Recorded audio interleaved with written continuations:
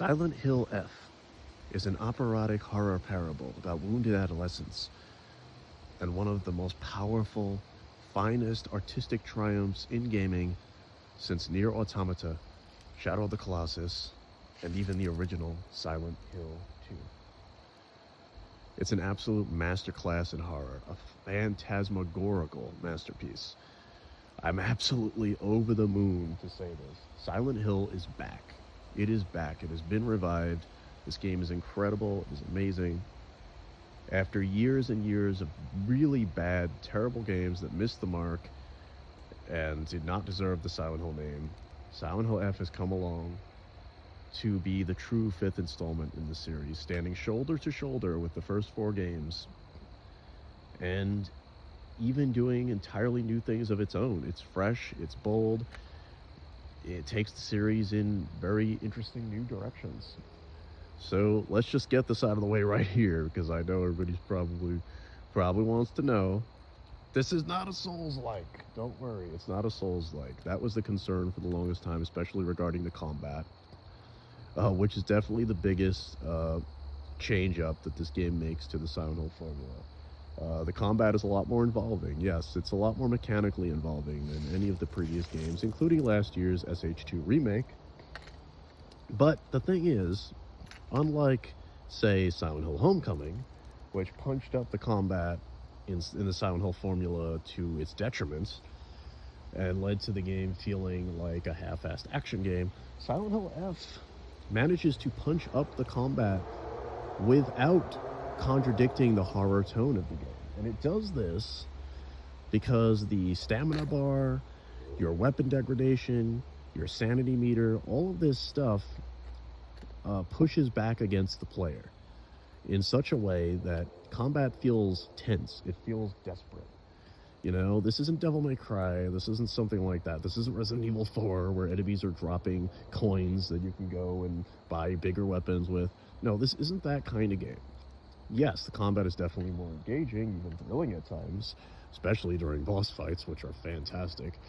And it does feel kind of Soulsy. You know, you have a dodge maneuver that feels straight out of Bloodborne. You have perfect dodges and perfect counters that you can do if you time, if you're good with timing or whatever, during enemy encounters. There's stuff like that the game handles that, yeah, I won't deny it feels kind of Soulsy, but that doesn't make it a Souls game. When it comes to pacing and structure and how this game moves along, it is not a Souls game. You know, you're not encouraged to fight enemies. Again, you don't get anything from enemies. You're better off avoiding them most of the time if you can, just like any good traditional survival horror game. It's just that when you do deal with the combat, and there are definitely times where the game will either force you to deal with enemies to progress, or in some cases, if you just want to explore a room more easily, or just not have enemies nipping at your heels while you're doing so, yeah, when you do engage with combat in this game, it is more stimulating, it is more strategic, and it's just overall better. I'm not saying that combat in the first four Silent Hill games was ever the main driving force, although Silent Hill 4 definitely took some steps towards the combat in Silent Hill F, which is interesting. It does feel like it's kind of continuing the conversation that game started in some regards.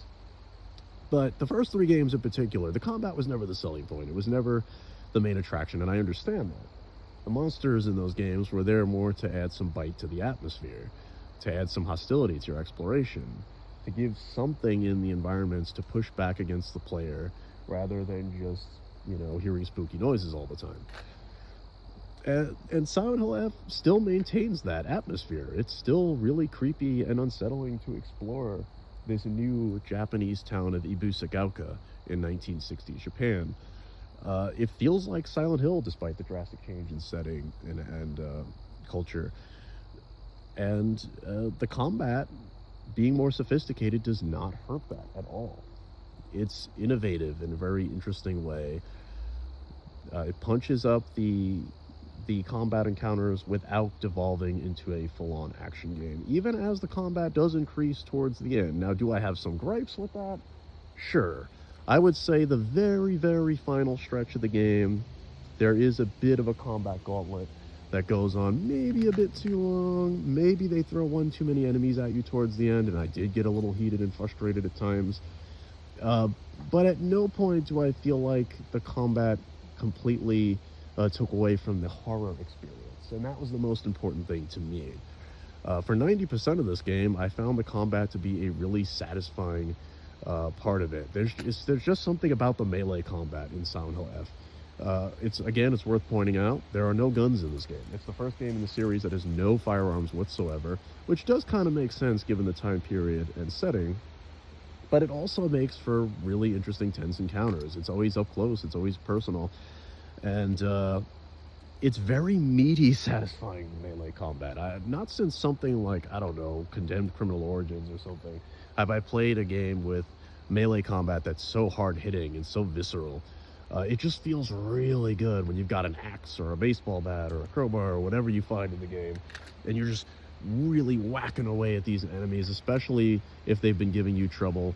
When you finally take them down with that one last powerful swing in combat, it feels really good. And again, desperate and tense, you know? Not cathartic and fun in the same manner as like Devil May Cry or some shit. You know what I mean? Those are action games. This is not an action game. You know, combat always feels like a struggle in the best way. There are times where it feels like a struggle in more frustrating ways, but again, this is relatively rare, at least in my experience, from my playthrough. Now, I did play on the normal difficulty setting, which the game calls Story. There is a hard mode of sorts. I don't think I'll be playing this game in a harder setting, because I do think the combat feels just about right in difficulty on the setting I played. But overall, pretty good. The monster designs in this game are awesome. All the enemies are really fucking cool looking, which is important for a Silent Hill game, because that's another thing that a lot of the Western released Silent Hill games just got wrong. I'm thinking of Downpour especially, with its boring ass enemies. All the monster designs in Silent Hill F are incredible. They have a new monster designer for the first time in the series named Kara, who does a fantastic job with all the art in this game, and especially the monster designs. They're all freakish and unsettling and unusual. Of course, I won't spoil any of them, but you've probably seen the one in the trailer, the creepy mannequin with its weird, jittery, janky movements, chasing you down alleys and shit. It's really freaking cool. And again, without spoiling anything, there are plenty more interesting monsters where that came from, especially some really cool bosses. So that's really, really cool. Akira Yamaoka returns to do the soundtrack. The music is incredible. The game opens up with an intro sequence that immediately made me feel assured about the quality of the rest of the game, because it was just that good, even before I knew what I was in for the rest of the game. It's really cool hearing this composer do music that's kind of outside of the norm for him. It's more like traditional Japanese sounding, but it still has a little of that guitar twang that you expect from Yamaoka, as well as lots of industrial noises. During combat especially, there's this really creepy like chanting and guttural sounds that will pop up that just sounds so visceral and primal and fits the game beautifully. It's great stuff. Great stuff. Some of the best music I think Yamaoka has ever put in a game, and that's saying a lot, guys. That's saying a lot. Even some of the new stuff he put in Silent Hill 2 Remake last year was fantastic. So for me to say that that's a pretty big fucking deal, man. I know that the main theme of the game, the main music theme that kicks off the intro, is especially going to stick with me for a long time. It's really good. So yeah, it covers all the bases, this game, but most important of all, the writer, Ryukishi7, who wrote the visual novel series Higurashi, When They Cry, which was also adapted into a fantastic horror anime that everybody should watch if you're an anime fan and you love creepy psychological horror. Ryukishi7 is awesome, and having him for the writer of a Silent Hill game was just a stroke of freaking genius. For all the crap I've given Konami over the years, and I've given them a lot of crap for canceling the Kojima-directed Silent Hill especially, I mean, you know, that ticks me off a lot, but for all the crap I've given them, I gotta say, that was a genius fucking move. Ryukishi7 writing the story. I mean, from one guy with a number in his name to another, thank you, Ryukishi7, for writing this game. The story is incredible. The characters are all well defined. Hinako, though, Hinako Shimizu is probably the best Silent Hill protagonist since James Sunderland. I mean, I have a special place in my heart for the the the snarky teenage Heather Mason, but Hinako is, I mean, she's another teenage girl, the first female character in the series since Heather, but she's probably the most, her story is probably the most emotionally gut-wrenching since James Sunderland. She's a very disturbed character. She's very torn, she's very divided, there's a lot of internal struggles with her. I won't go into spoilers, obviously, but there's a point in this game, halfway through the game, where she gets, to put it as vaguely as possible, a new ability of sorts. And the way that she gets it, the way that she earns her new power later, to fight monsters or whatever, it's not the cool kind of new ability or power-up that you would normally get in a game that feels really cool and you're like, ooh, I'm just more badass now. No, because the cutscenes and the context that precedes it and how we get that power is shown in such a disturbing, horrific, and unsettling way. It's so, it's so like terrible how she gets this new power, and the cutscene that shows how she gets this new power, that it feels wrong. And the dialogue she spits out when she's fighting enemies with this new power, again, I'll stop there. I won't say anything more, but it is like gut-wrenching. Like it stands up there for me as one of the most unsettling moments I've ever seen in a video game, or maybe of all, like a lot of horror media. It's really good. It's an all-time like character moment. It's great character storytelling. It's great video game storytelling. And there's lots of moments like that in Silent Hill F that are understated and powerful and like painfully honest and sincere.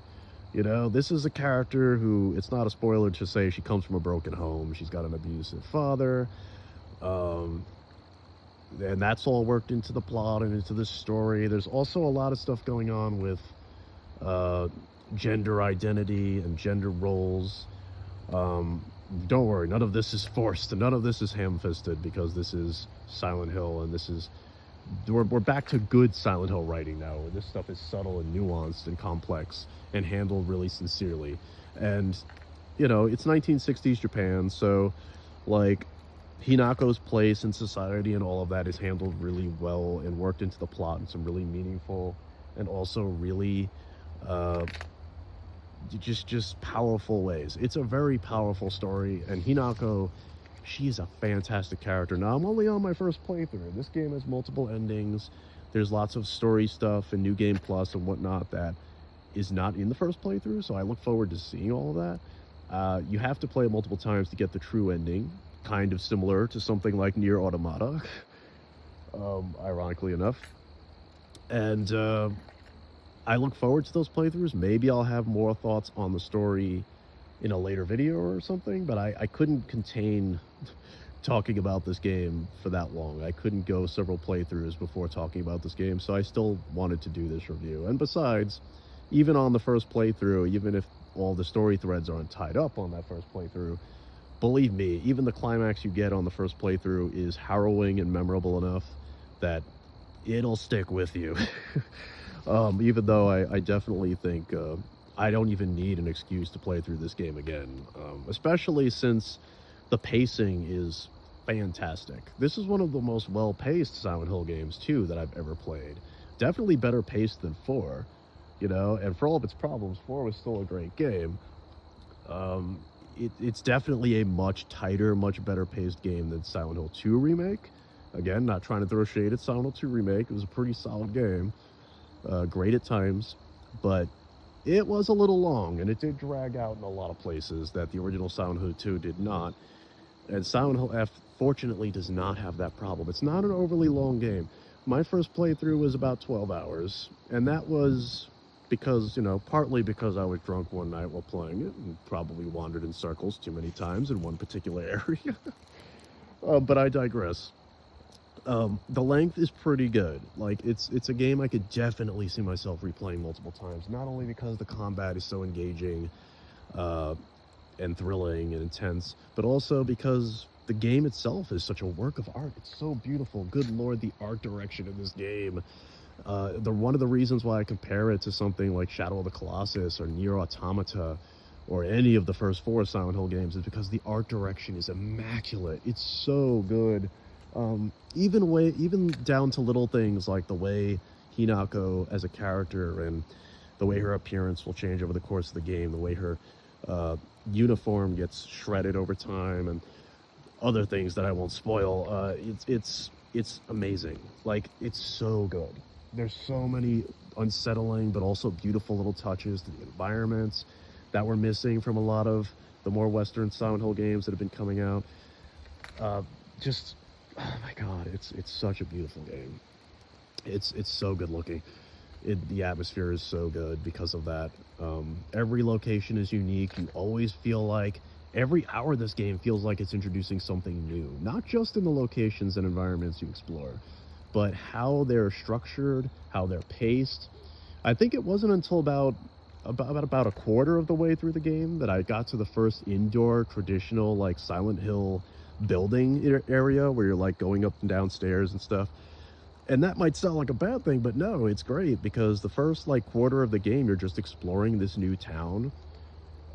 You're exploring like rice fields and alleyways and all sorts of interesting stuff like that. It's really cool, especially since the atmosphere is so good. Like, I wanted to explore this town for a long time. There's a cool forest at one point that you explore. And then there's the other world in this game. This game's version of the other world that is like a dark, creepy Japanese shrine. It feels like something out of like folklore, Japanese folklore or Shinto or some shit. The creepy fox guy that you meet is a really fascinating character, and he's always there to kind of guide you or misguide you or whatever. Again, don't want to say too much, but yeah, the pacing of this game is incredible. It's always doing something new. I never felt like I was in one place for too long or dealing with one type of problem for too long. All the puzzles are pretty good. I think I only have a gripe with one puzzle. There's only one puzzle in the game. All the rest felt like good standard Silent Hill puzzles, you know, clever, interesting, riddle-based puzzles. But there's one puzzle in the game that I will admit, I will confess, was not my favorite thing in the world. This scarecrow puzzle that has very cryptic riddles involving scarecrows. And yeah, you'll know it when you get to it, but way too vague, way too vague. It's probably the only puzzle in the game I didn't like. The only time where I was like a little flustered. I would also, again, say the combat, you know, towards the end of the game, like I said, maybe gets a little too overboard towards the very, very end, like the very final stretch of the game. But overall, those are the only gripes I can think of. Otherwise, a phenomenal experience all the way through. It's scary, it's unsettling, it's creepy as hell. Silent Hill F is everything I wanted a modern day Silent Hill game to be, and several things I didn't ever know I wanted from the series, or that the series could ever do. So, in other words, it's a masterpiece. And thank you, Konami, for making this happen. Thank you for collaborating with these people, Neobards. I know they're a company that's never made their own original project before, and that's incredible because this just feels so well put together. I can't believe it's their first original game. I know they've had years and years of experience assisting other companies like Nintendo and Capcom on their projects, but man, this game is phenomenal. It's easily going to be my game of the year because I can't imagine anything else that's coming out between now and December that's going to resonate with me as strongly as this one does, even if they excel in plenty of other areas. It's so good. Chef's kiss. Chef's kiss, guys. Silent Hill F is the bomb. So, what do you guys think? Have you played Silent Hill F? What are your thoughts? Do you love it as much as I do? Do you not like the direction it's taking the series? Well, they say they're going to do new things with each new installment now, so actually they're going to keep experimenting. So I guess you wouldn't have to worry if you didn't like Silent Hill F, but did you love it as much as I did? Do you think it's as good as the first 4 games? or maybe better. I don't know. But let me know in the comments what you guys think, what you love most about this game, or didn't like. Just give me your thoughts. And till next time, you get to burning and live for the passion.